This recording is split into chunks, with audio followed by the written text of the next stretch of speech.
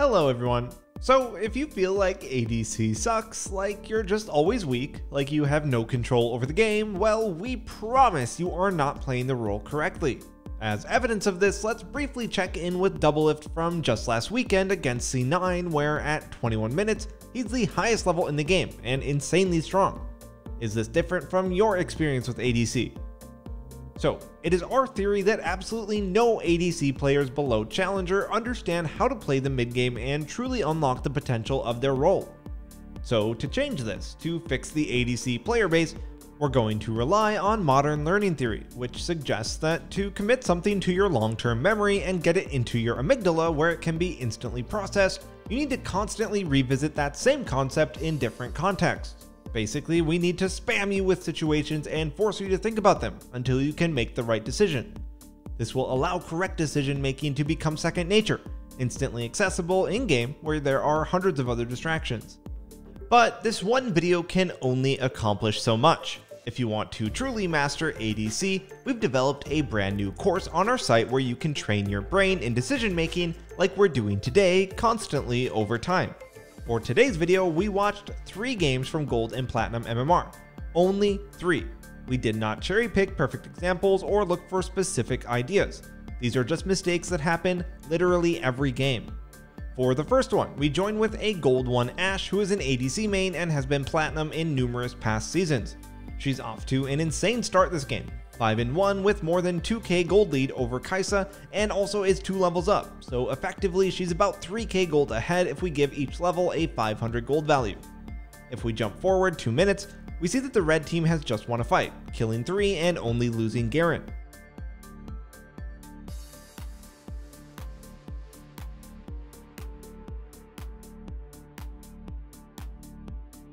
What would you do next here if you were Ashe?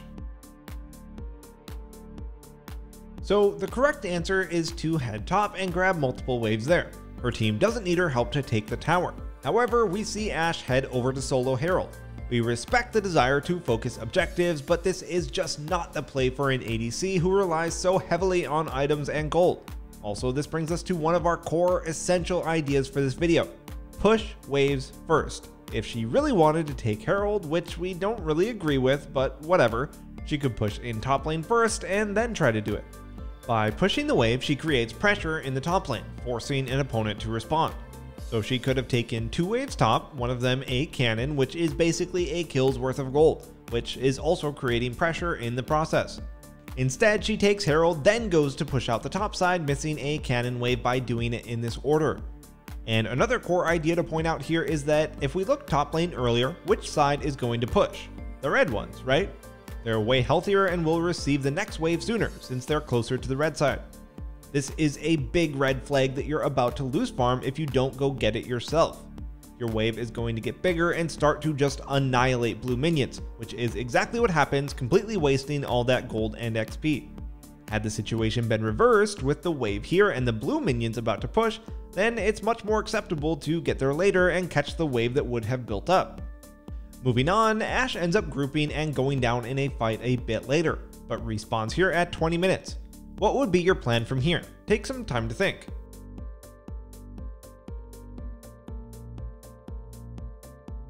Alright, first, let's see what our Ashe does as she goes down bot lane for a bit, but eventually just swerves and heads for Drag, being the only one there with 2 teammates dead. Instead of heading to an objective she won't be able to get, she could have already pushed out bottom and taken Krugs by this time with the good vision in the enemy jungle.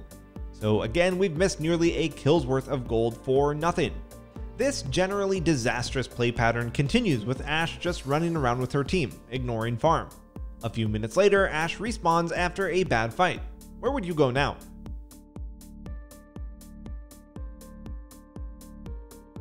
The right answer here is for sure mid. Swain is pushing there, Garen is already top, and bot lane has supers pushing in. However, Ashe goes top with Garen to, I guess, look for a pick on Malphite, sharing the wave with Garen. Had she gone mid, she could have had solo gold and XP there, then farmed Raptors and Wolves. And this may just seem like small little mistakes. I mean, she's just missing a wave here or there. Sharing a wave instead of soloing it, it can't be that big of a deal, right? Well, let's take stock of things at 30 minutes to see just how horribly things have gone. Remember, 14 minutes ago we were 2 levels up and 2,000 gold ahead of Kai'Sa. Now we're 3 levels down and nearly 3k gold. That is a 5 level and 5.5k gold swing in 14 minutes. Now obviously a factor here is that Kai'Sa has gotten a lot of kills, but we've also fallen 65 CS behind and a load of XP from the incredibly strong point that we were at. So the cost of not playing out the mid game correctly on ADC is massive. Okay, in the second game we looked at this gold 1 ADC main Tristana here, who at 15 minutes is 6-1. Now obviously she is down a bit of farm, but she's still up over 1k gold and in a position where she could carry this game. She ends up going down, trading kills in the bot lane a few seconds later. When she respawns a bit later, where would you go? So with Yasuo already heading down bottom and with those minions near tower already, it's a total waste of time to run bottom and she should have gone mid. And if you start heading mid and Yasuo turns back to go mid, then you go bottom. You avoid a shared lane like the plague. Let's actually watch Tristana's CS counter while she's bot lane for 40 seconds up until her death. That's a video, by the way. She didn't get a single last hit. So from when we started at 15 minutes until right here at 18 minutes, Trist has gotten 7 CS in 3 minutes. And Trist is about to make another mistake. Watch and see if you can identify it.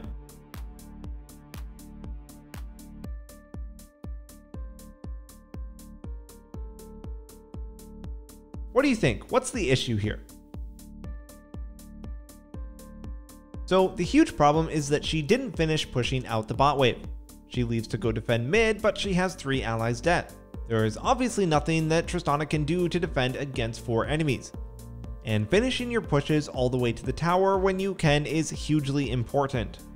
For another example of this, let's jump forward about a minute as Tristana is back bottom finishing a wave, doing Krugs, then pushing the next wave, leaving to group with her team. So a couple of things here. First, remember that we always want to push first. So you would want to push out the wave, then do Krugs. This is because we want to create pressure and force someone to respond so they can't be killing your teammates, right? But beyond that, by delaying your push to clear a camp, instead of your wave just cleanly crashing, it increases the chances of an enemy wave pushing far enough to stop it. This can force you to move into really awkward, dangerous spots to finish your push. So long story short, yet again, push first. And just to get hypothetical for a bit, if you leave a side lane slow pushing like this, your team can actually lose nearly 1,000 gold from it. Let's say the tower is down. It can take 3 minutes for a wave to push like this, then another minute for it to push back. That whole time you're just losing wave after wave after wave as your minions just build up and slaughter enemy ones. Anyway, in this game the blue team stops winning fights, and kills are Tristana's only source of gold since she's not farming correctly. So her income completely stops and she's powerless in these fights, quickly losing the game despite being 6-1 just minutes earlier. In the 7.5 minutes that we covered from 15 to 22:30, she picked up 40 CS. Oh, and this is in her inventory at the end of the game, which is just depressing. Alright, in our third and final game we looked at, we have Xayah, who is 6-3 here at 14 minutes, up 15 CS and 1.5k gold already this early into the game over Ashe. So let's see what she does with this significant lead. Right away, where would you run right now coming from base? If you said mid, that's correct. With 3 enemies bottom, there's really nothing that he can do here, so he should run mid where he can actually farm. And Xayah starts heading there, then takes a random swerve for bot lane. He runs there, then ends up chasing, which we really cannot stress enough how much we don't like. You're chasing a Kayn while you have minions hitting your tower. Against all odds, the lovers duo does actually end up snagging a kill onto Yasuo, but what's the big problem here? See if you can identify it.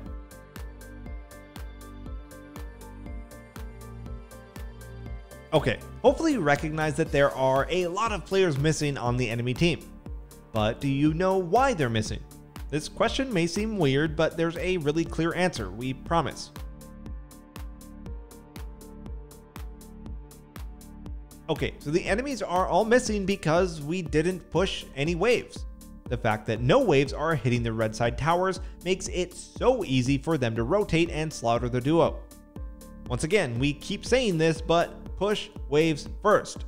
This chase was generally bad anyway, but if you push first, then you can do things like this because your opponents will be stuck at tower farming.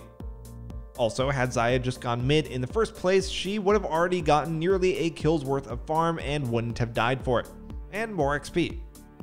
The way we like to phrase this is that Xayah left $10 on the ground in mid lane to run into a burning building for $15. Just not wise. A few minutes later, we join back with Xayah in the bot lane. Let's watch what happens, and you better know what she did wrong.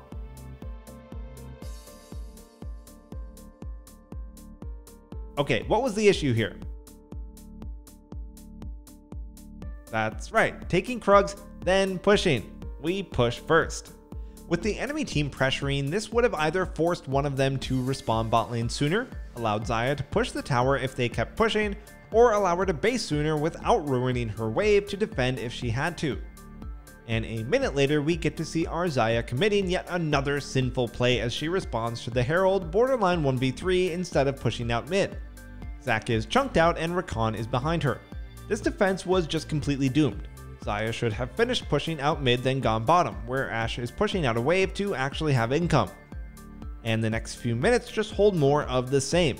Xayah over chasing and over committing to fights, completely ignoring her income. The game ends in a quick 24-minute loss despite the super strong start that Xayah had to the game. In the 9.5 minutes since we first checked in with Xayah, at which point she had 85 CS, she's gained 40 CS in nearly 10 minutes. In just 3 games, we saw how insanely stunted these players' incomes were during the mid-game due to constant, repeated, poor decision making. Watching this guide is a good start to remedying this terrible game-losing decision making. But if you want to truly improve at this crucial issue, you need repeated exposure to embed these rules into your amygdala for instant access as you play. So if that's something that you're interested in, learning how to truly accelerate yourself and take over with ADC, be sure to check out skillcap.com, where we have a course of 8 different decision-making guides for you to truly become a better marksman. And of course, we'll be adding more over time. Thanks for watching, and we'll see you next time.